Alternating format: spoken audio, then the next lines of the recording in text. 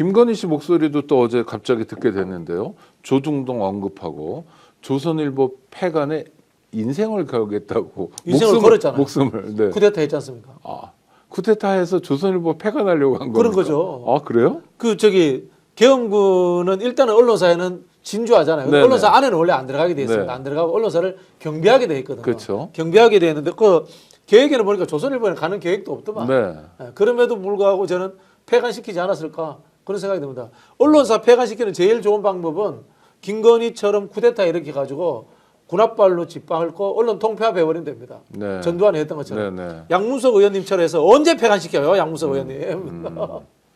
왜 이런 얘기를 했을까요, 김건희 씨는? 뭐 자신의 약점을 갖고 협박을 했다 이렇게 판단을 한 거죠. 뭐 물론 뭐 김건희가 황당무계한 이야기하잖아요. 자기들이 진보의 오야붕이라고 그러잖아요. 네. 뭐 진보를 알고 보수를 알고 뭘 알겠습니까? 그 두 사람이 네네. 그냥 권력욕에 취해서 옆에 참모들이 그럴듯한 이야기하면은 이게 좋네 아니면 난 보수네 나는 진보네 떠드는 사람이지 뭘 알겠습니까? 보자면 이런 것 같아요. 명태균 씨 문제 아닙니까? 이게 핵심은 명태균 씨가 육성 파일 USB를 만들어서 친한 조선일보 기자한테 줬는데 네. 이 기자가 김건희한테 전할 줄 알았어요. 근데 안 전한 거야. 아마 당연히 조선일보 사주한테 보고를 했겠죠. 사주는 그거를 캐비넷처럼 딱 갖고 있으면서 김건희, 윤석열과 뭘 딜을 하려고 생각했겠죠.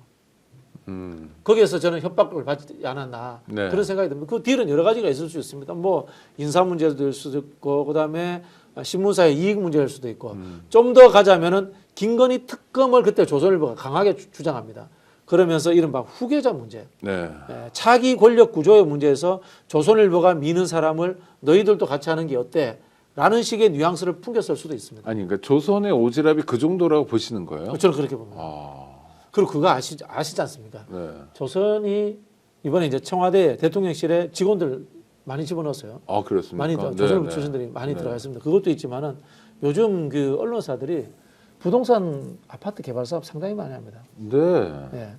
어떤 형태 예를 들자면은 광고를 싣는 것도 아파트 분양 광고가 언론사 먹여 살리는 어마어마하죠. 제일 중요한 네, 그 저기 은행도 그렇지만 네, 건설이 많이 그겁니다. 하죠. 네, 그렇게 하는데 이 경기가 안 좋아졌잖아요. 네. 그런 상황에서 뭐 다양한 그런 식의 어떤 뭐 압력 행사일 수도 있고요.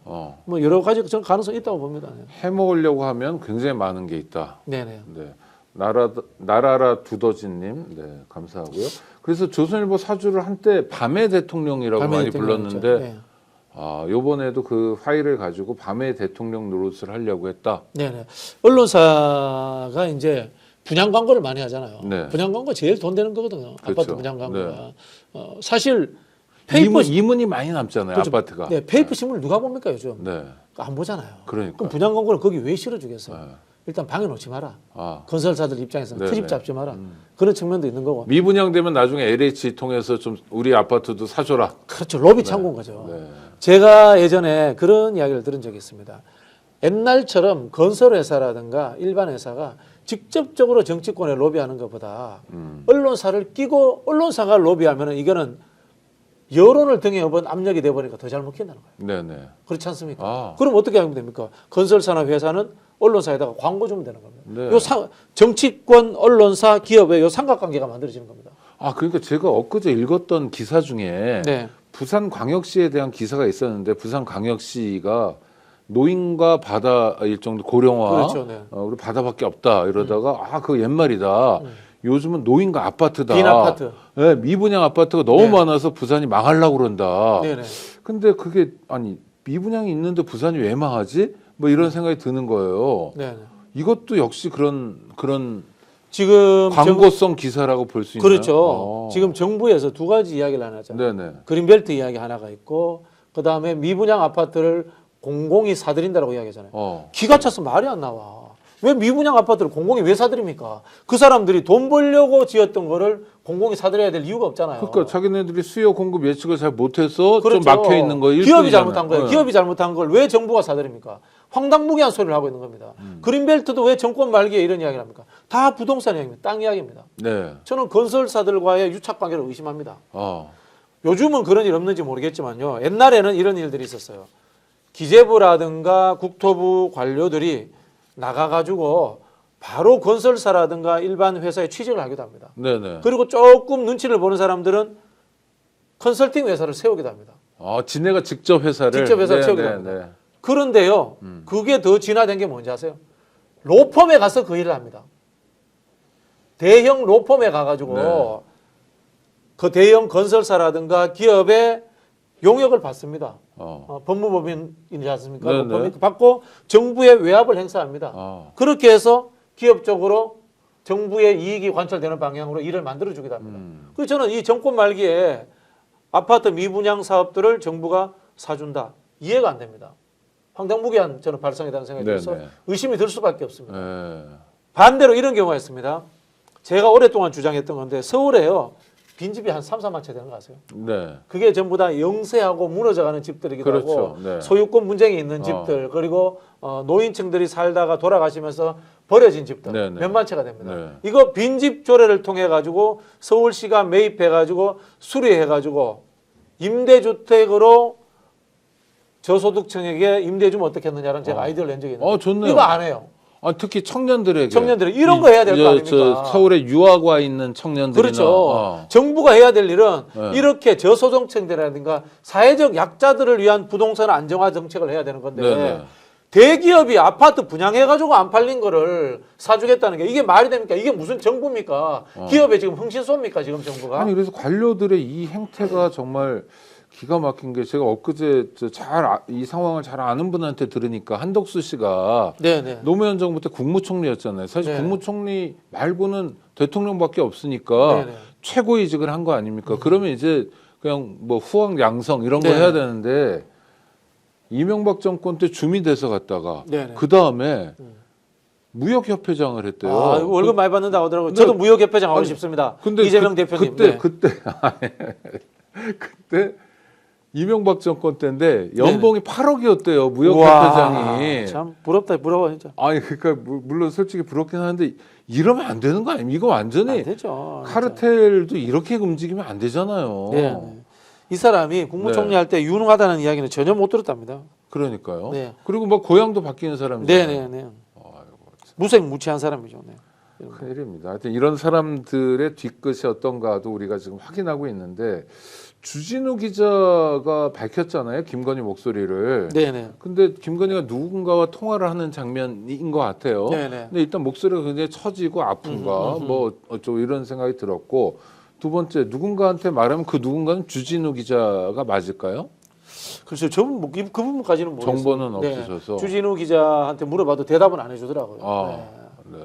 근데 저는 그 녹취록부터 해서 대부분의 것들이 저는 명태균 씨가 직접 준 것이 아닌 언론 아니면 수사기관 쪽에서 흘러나올 가능성이 많았다고 봅니다. 네. 그렇게 저는 짐작을 하고 있고요. 그 다음에 이 김건희가 조선일보 폐간시킨다고 난리치는 그 목소리 있지 않습니까? 네. 그때 상황이 또 뭐가 있냐면요. 조선일보가 국민의힘이 김건희 특검 받아야 된다라는 논평을 쓸 때입니다. 네네. 논설을 쓸 때고요. 그리고 한동훈이 김건희 특검법에 대해 가지고 민주당이 주도하는 것이 아닌 제3자 특검이면 받을 수 있다라는 이야기를 꺼낸 그 시점쯤입니다. 그러면서 조선일보가 뜬금없이 한동훈 칭찬을 계속합니다. 그 당시 네네네. 딱 그 시점입니다. 그러니까 소위 보수 정권의 연장을 위해서 네네. 보수 정권이 흔들리지 않기 위해서 김건희는 날리고 날리고 가자. 가자라는 방향을 정한 거군요. 거기에서 조선이. 조금 더 해석하자면은 한동훈 같은 후계자 어때라고 쓱 떠보는 거죠. 네네. 그런데 한동훈이 서초동 편집부장 아닙니까? 어. 언론 이동재 기자와 채널A 기자와의 뭐 유착설도 나왔고 네네네. 조선일보와 친하겠습니까? 안 친하겠습니까? 친하겠죠. 당연히 열심히. 친하겠죠, 그죠? 예. 그럼 그게 자기 김건희- 명줄이라고 그렇지. 생각하죠. 김건희 입장에서 의심하는 거지. 어. 이런 조선일보의 논조의 배후에 한동훈이 있는 거 아니야? 네. 저는 그런 의심했을 거라고 봅니다. 안 그래도 한동훈 꼴 보기 싫어 죽겠는데 네. 조선일보까지 끼고 이런 기사가 나오고 그 다음에 조선일보가 명태균의 USB를 가지고 나를 협박해 죽여버려야지. 어떻게? 12월 3일 쿠데타를 통해서. 이렇게 하면 이게 스토리가 다 만들어집니다. 명태균이요. 그 전까지 윤석열 김건희에 대해서 직접적 저격을 자제합니다. 네. 그러다가 12월 3일 날 쿠데타가 일어난 이후부터는 특검해야 된다라고 하면서 완전 저격합니다. 네. 왜 그랬을까요? 자기를 죽이려고 쿠데타했다라고 생각하는 거예요, 명태균은. 이때 죽인다는 단어를 지금 반복적으로 쓰셨는데 네. 그냥 정치적으로 죽인다, 아니죠. 사법적으로 죽인다는 아니죠. 생물학적으로 목숨을 생물학적으로 빼앗는다. 서해 바다에 네. 집어 넣어버린다. 명태균 씨를. 명태균 씨는 그런 위험을 느꼈을 겁니다. 네. 아 정말 저럴 사람들이구나. 그렇죠. 자, 이거 아닙니까? 명태균 씨가 계속 얼르고 달래고 하잖아요. 김건희, 윤석열에게 신호를 보내잖아요. 그렇죠. 나 구속시키면 한 달 안에 당신들 탄핵돼. 네. 그런 이야기를 합니다. 그러면서도 또 목소리가 나왔을 때는 아유 김건희 아니에요. 김건희는 잘못 없어요. 또 이런 식으로 또 발빼기도 합니다. 계속 밀당을 합니다. 네네. 밀당을 하고 그다음에 USB를 만들어서 김건희한테 직접 주라고 합니다. 이거 최종 협박이잖아요. 그렇죠. 그러면은 여기서는 명태균이 구속 상태에 있는 것을 빼내주든지 어떤 방법을 강구해야 되잖아요. 안 하잖아요. 그리고 뭘 합니까? 쿠데타를 하잖아요. 네. 그럼 명태균 입장에서는 나를 죽이려고 쿠데타하는구나 이렇게 생각하는 거죠. 그러니까 USB를 줬다는 건 이제 다른 자료도 내가 가지고 있고 이 중에 네. 일부를 복제해서 당신에게 뭐 딜을 하든 협박을 하든 뭘 하는 건데 네네. 거기서 엇나가면서 이 사단이 벌어졌다. 네네. 이거 굉장히 설득력 있네요. 우리가 명태균 게이트가 이 내란의 촉발제가 됐다, 촉매제가 네. 됐다라는 네. 이야기를 하지 않습니까? 네. 딱 이 스토리가 맞아 떨어지는 거예요. 그 나머지 녹취록들도 이거 아닙니까? 김영선 씨의 공천을 윤석열이 했다는 게 바로 드러나잖아요. 그러죠. 윤상현이한테 시켰다라고 이야기를 하잖아요. 상현이한테. 상현이한테 네. 시켰다라고 이야기를 하고 그 두 통화 세 통화를 연결을 해보면 어떤 느낌이냐면은 윤석열, 김건희가 같은 방에 있어요. 같은 방에 있으면 5월 9일입니다. 네. 2022년 5월 9일 날 같은 방에 있으면서 명태균 전화를 받고 옆에 윤석열 그러고 딴 사람하고 통화하고 있어. 보면 그게 윤상현하고 통화했을지도 몰라요. 네네. 그런 뭐 우리가 짐작하자면은 그렇게 하면서 다시 윤석열이 전화를 받아가지고 뭐 시켜놨으니까 다 될 거야 뭐 이렇게 하고 끊는 거 아닙니까? 네. 딱 걸린 거예요. 공천에 개입했다는 거예요. 탄핵 사유가 딱 나온 거지 않습니까?